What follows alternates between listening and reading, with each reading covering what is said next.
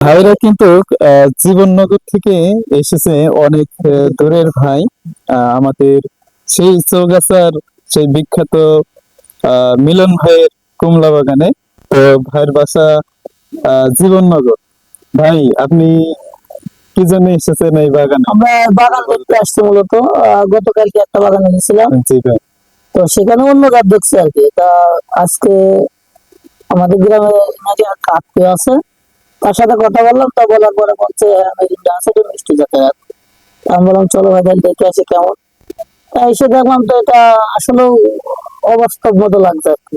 আহ, এই লেবু শুনছি প্রচুর আকারের মিষ্টি। হম এটা যে কি সঠিক এটা ভাই? কিছুক্ষণ আগে আমরা অবশ্য খেলাম আর কি। তা রসটা ভালো, মিষ্টি লাগবে। এই লেবু কিন্তু ভিতরে কিন্তু রস কিন্তু হ্যাঁ, হ্যাঁ, ভরপুর। ভরপুর রস। ভরপুর আমাদের রস। ওখানে আছে চাই না, সেটা কিন্তু এতটা রস না। জি। ধন্যবাদ আচ্ছা, ভাইকে। Thank you.